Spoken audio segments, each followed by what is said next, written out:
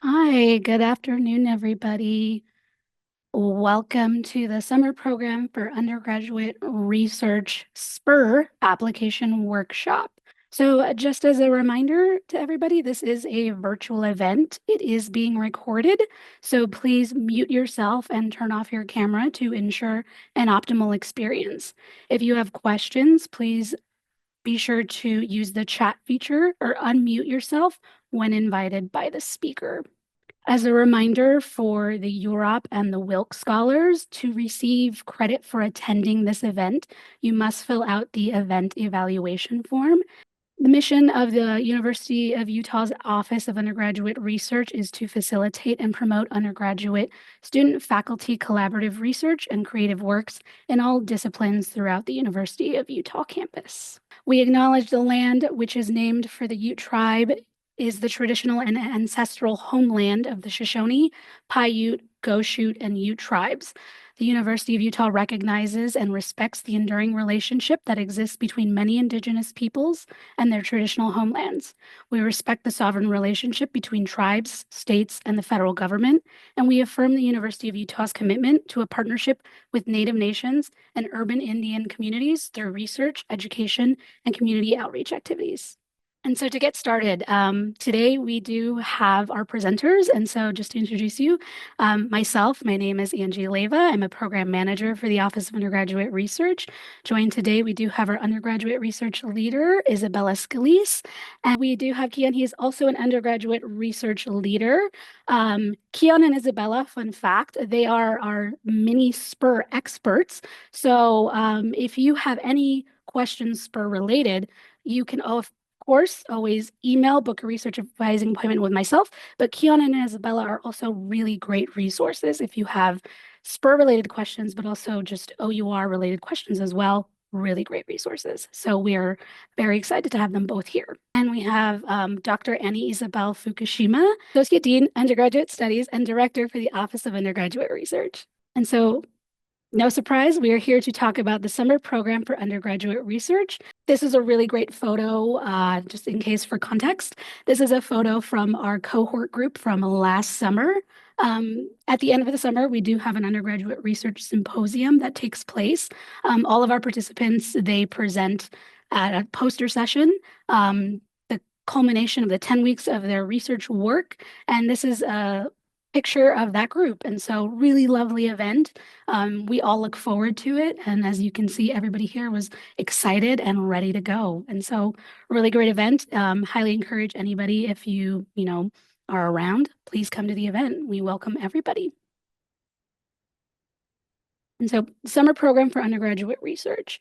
It is a nationally competitive 10-week summer research experience where participants come to the University of Utah and they work with faculty here at the U. And they are working with faculty to gain research experience in a variety of disciplines. And so with that, I will actually invite Isabella to give you all more information about the program. All right, thank you, Angie. So I'm just going to go over some details about application. This is a 10-week intensive program that runs from May 18th to July 31st. It's time intensive. You're expected to work around 35 hours a week on your research. Some required activities include attending orientation, a luncheon. You'll have regularly scheduled meetings to support your research throughout the program, as well as be able to view education series. There's a graduate school preparation event at the grad school mini expo as well that you'll be participating in. You'll also have the opportunity to present your research at the Undergraduate Research Symposium that Angie had mentioned, and you'll also be able to publish in our undergrad research journal range. So as Angie mentioned, you'll be hired as a temporary employee. This means you'll receive a $5,000 stipend for the work you do throughout the summer. You'll also have access to U of U ID cards, and so you'll be able to use tracks, the public transportation, as well as have access to our library. If you're not from the University of Utah, you will be eligible to receive a travel grant with support of up to $500. To be eligible, you have to be a matriculated degree-seeking undergraduate student in the fall 2025 semester, and you cannot be graduating before December 2026. Concurrent enrollment in high school does not meet this eligibility requirement. As we mentioned, you do not need to be from the University of Utah. This is a national opportunity, and you have to be at least 18 years old by May 18th. This is preferred and required for on-campus housing. If your status prevents you from working in the US, you can always reach out to Angie. She'll be able to answer any questions, especially if you're an international student. You have some additional requirements. You have to be a degree-seeking undergrad student at the University of Utah or possess documentation for work eligibility.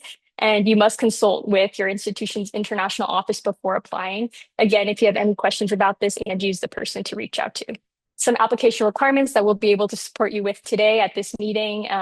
You'll have your basic contact information, academic information, personal statement, and resume CV, which are arguably the most important components of your application. You'll be able to rank up to 3 projects. You'll also include transcripts and 2 letters of recommendation.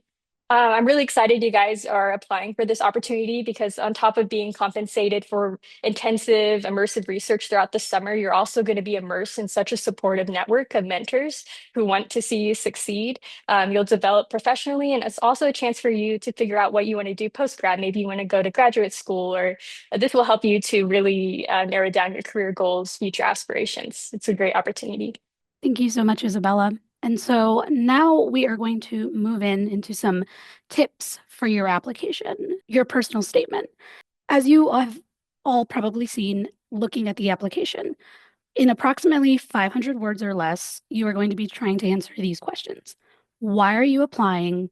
What you want to do in the SPUR program and how it will help you in your future. And so, as you're kind of figuring out how you want to answer these questions, you're going to want to highlight some relevant experiences that you would bring to the project. And so, I really encourage you to go back as you're looking at the projects you're interested in, read the project descriptions and read the student roles. This is really going to help you figure out at what you really want to highlight. If they're talking about specific skills, tasks that you are going to be doing, if you were to be a mentee on this project and you have had those experiences, definitely want to include that in your personal statement. Trainings or certificates. Oftentimes, these projects they'll talk about, students will be doing IRB training or, city training, CITI. If you've had any experiences like that, that is definitely worth mentioning. Personality traits that make you a good researcher, leadership, passion, resilience. Everybody has a why, why you are interested in this topic, how you got interested in this topic. Things like that really strengthen your personal statement and are worth including. And that's also how you make it unique to you.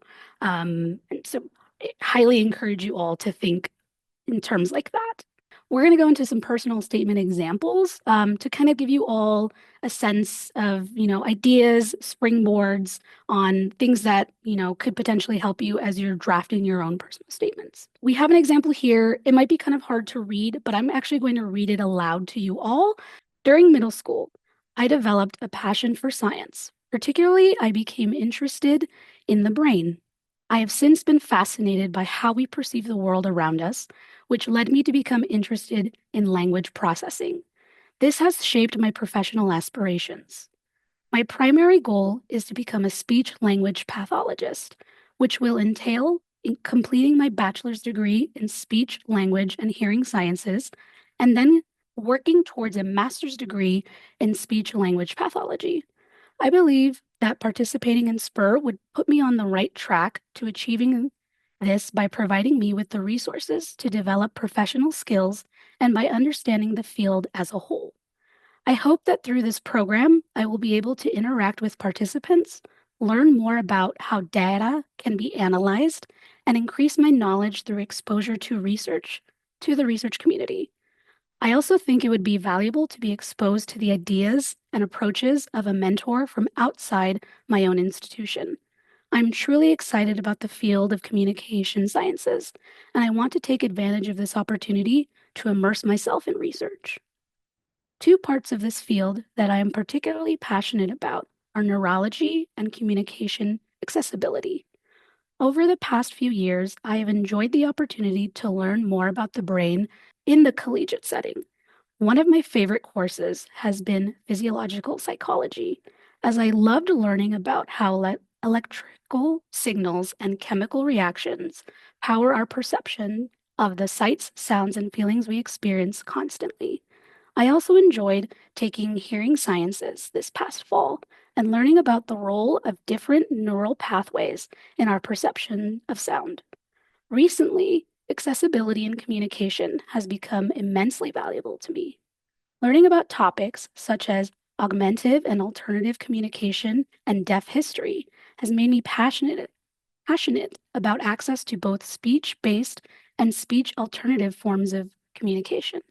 I strongly value that research in communication sciences and disorders can be applied to accessibility, whether through clinical applications or by deepening our general understanding of how we process and utilize language. I've spent the last semester working as a research assistant in the language learning lab at Blank, which focuses on language processing in school-aged children. I'm currently working with a team of undergraduate students on a research project to present at the Blank in March. Throughout the next few months, we will complete an abstract, data analysis, and poster presentation. I have developed practical skills by collaborating with my peers, reading research papers, and interacting with the community. I have also been able to develop more technical skills, such as collecting data and utilizing spreadsheets for analysis. It's great. Thanks, Angie, for reading that with us. And we had a private question that was asking about what is this? This is a student sample that they submitted. And so one of the things we just wanted to share with you, thank you, Angie, for reading that. We'll give your voice a little bit of a rest. We just wanted to share with you an example. This doesn't mean if yours look almost like this that you are guaranteed to get SPUR because our faculty mentors change every summer.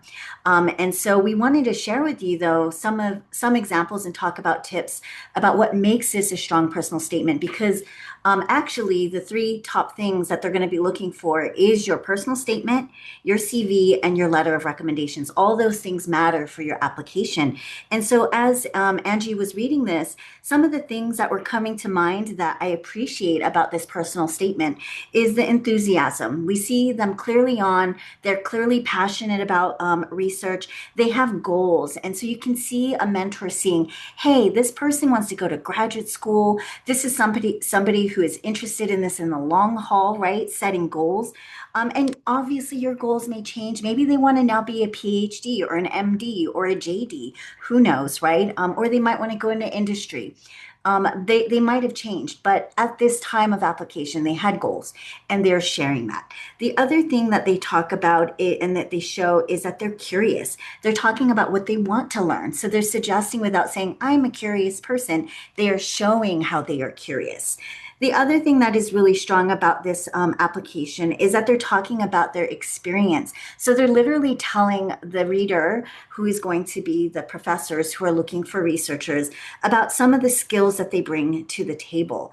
And so, we appreciate that kind of specificity about some of their experiences, where in the last paragraph is where they really talk about some of the things that they've been doing. They're suggesting they've done team-based projects, which is really cool, shows that they can actually work in a group. So if I'm a mentor who is looking for somebody to work in a team dynamic, knowing that you have experience working in teams actually might be a strength. Unless if you're a mentor who's looking for more independent projects, somebody who is going to really independently work, that might not be what they're looking for. So it will vary by project and by the research dynamic. So thanks for that, Angie. Yeah, does that help, Angie? That's what we were doing. We're just giving you some tips. And Angie, I think, is going to read another one for us, and we can always kind of highlight some of that as well. And so, again, might be a little hard to read, but I will read and you can follow along as I read. I am excited to apply to SPUR because it offers a valuable opportunity to gain research experience that will prepare me for graduate school and support my goal of becoming an industrial organizational psychologist. I am particularly drawn to the blank project, which examines the blank. I feel like this opportunity was designed with me in mind. I have become increasingly aware of the high prevalence of blank among blank. Taking medical blank at blank exposed me to the disproportionate impact of blank on blank populations in the US, reinforcing my desire to contribute to research addressing health disparities, such as a lack of medical care and education surrounding proper nutrition. This issue has become personal when I learned that my mom's uncle has been suffering from blank for years. The disease has already taken his left leg, and with his immediate family in Mexico, my mom is his only support. Witnessing her distress has strengthened my commitment to research that improves health outcomes for those with limited access to care. Knowing firsthand to the devastating consequences of this disease, I want to help implement interventions that ensure better health outcomes for future generations. Recognizing the broader impact of these issues, I have sought out opportunities to develop the skills necessary to address them. During my internship with Blank, I assisted in workplace conflict resolution and explored the application of polyvagal theory in mediation. Similarly, Blank, I researched barriers to medical care in rural Mexico, analyzing systemic issues and proposing solutions. Additionally, my coursework in research methods for psychology strengthened my analytical abilities as I developed proficiency in R for data analysis, managing data sets, performing statistical tests, and visualizing results. These experiences have enhanced my ability to think critically, conduct research, and communicate across cultures. This program will build upon my skills by providing me with the tools to design rigorous studies, interpret data effectively, and apply research findings in practical settings. By gaining hands on experience in study design and data analysis, I will be better equipped to translate research into meaningful interventions, whether in workplace settings or broader public health initiatives. While this lab focuses on blank, the insights gained from blank can also inform strategies to enhance employee well-being and productivity in professional environments. I see SPUR as an essential step to address systemic challenges that affect people with backgrounds like mine. This opportunity will equip me with the skills and knowledge to drive meaningful change and fulfill my personal responsibility to contribute to a more equitable and healthier future. Yeah, and this one is, as you can tell, they're very different. This one, they're really telling personal narrative. Not everyone can really make the link between what their research interests and their personal experiences, but in this case, this person can. And so there's a clear like through line, right? Their personal experiences is tied to their research interests. And one thing I just wanted to say, and we've seen students do this, is you don't want to go back to like your baby years or your infant years unless if it really makes sense for the story that you are trying to tell, right, about you as a researcher. What I also appreciate about this one, because they're sharing their personal experiences, is that we've seen it be a hit or miss about how professors feel about when students use AI to write their statements. And so some of the things you might want to think about is like, in this case, like, no, AI cannot talk about your personal experiences, right? Only you know what you've personally in your family or the things that you have persevered through or done can speak to that. The other thing what I appreciate about this is that they talk about their coursework and their research, their specific skills, and actually, depending on the kind of research projects they're going to be applying for and listing as their preference, you will find that professors will then quickly see you have the skills for somebody who they might need R analysis. Then they're going to be like, okay, this is they don't need to train you on that. So that's going to help time more efficiently. But that doesn't mean that you have to have our analysis experiences and all of that. It just means that you might want to think about what are the skills you bring, and then you might want to apply for projects that might speak to those strengths because they can see a better fit. But actually, all of our professors do train students. So even if you have some experience or some rudimentary, all of you should be rudimentary. You are so early in your careers. But even if you have some experience, they will be training you and walking you through. That is the expectation. So those are some of the things I just wanted to highlight about that one. And I think Angie's going to go a little bit more. But I see, Angie, did you want to pause for questions? I see somebody has a raised hand.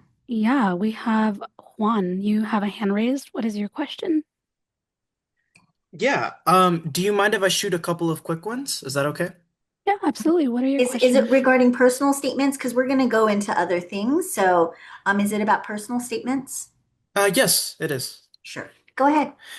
Yeah. So one of my questions is like, who's the audience that will generally be reviewing and evaluating, I guess, in particular the essay Mhm. and maybe other application materials, if you're willing to touch That's on that. faculty and research teams. So that's what I will say. Your audience is faculty and research teams, but you also don't want to sound too jargony where they get lost in your statement. So you want to write accessibly so they hear your voice.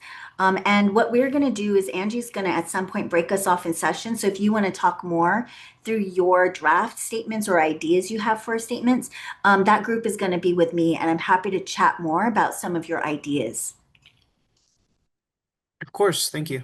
We want to talk a little bit more about how you go about selecting your projects. And so, as you're going through the projects, you are going to rank order your top three by your preference. And so, as you're doing this, we really advise you all to think very carefully as you're rank ordering them. We don't advise you to select the same project for your top three choices. Um, the reason being, we really want you to take this opportunity to see this as a chance to explore a new field or a new subject, maybe that you haven't had a chance to go much into depth in your academic career. If you have done research before, maybe this isn't a topic that you've been able to do. Maybe you're looking through the projects and you're thinking, maybe this isn't a subject I've have personal experience with.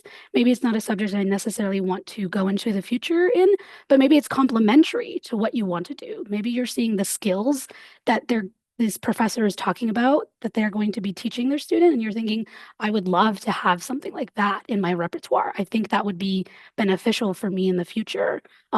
Thinking like that, thinking long term, I think is really beneficial as you're rank ordering the projects. Also, just being aware that, just because you are selecting a project as your top choice, the mentor isn't necessary. That doesn't automatically mean the mentor is going to select you as their top choice.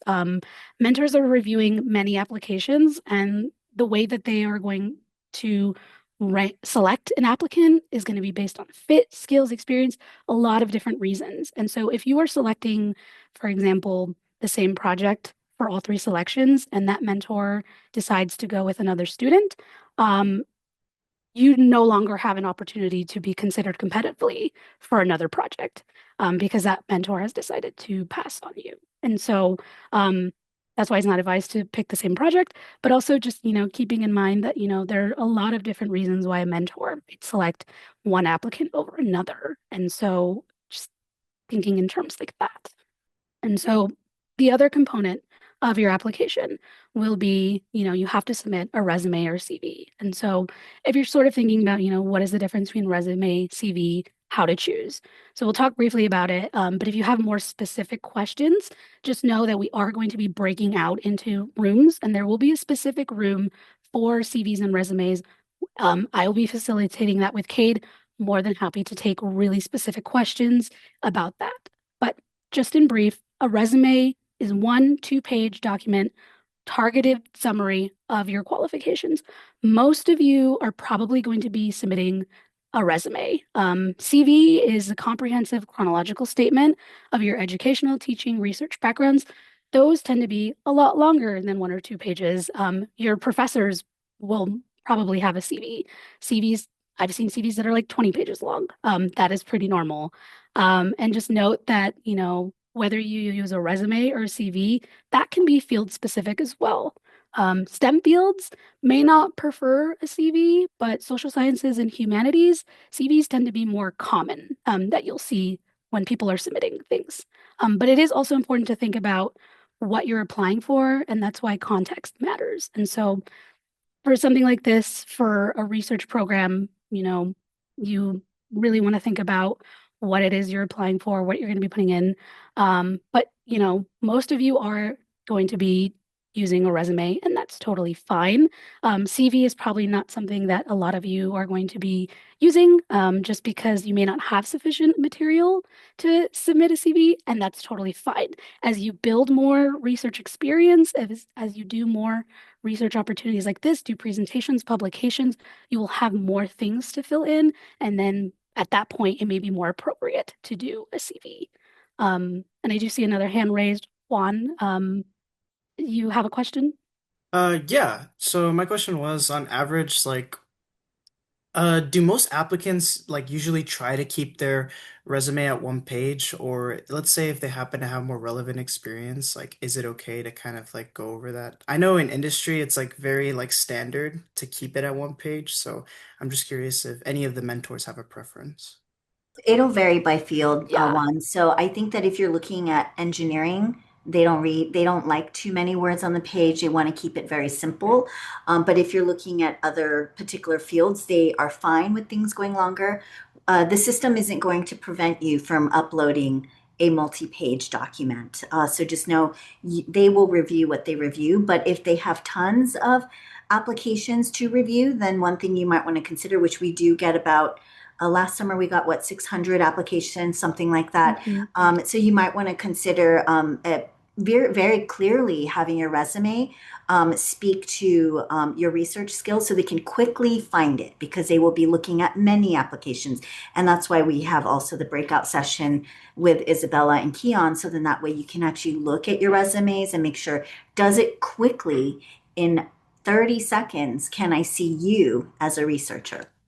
Another component, letters of recommendation. And so you will need to have 2 letters of recommendation submitted on your behalf.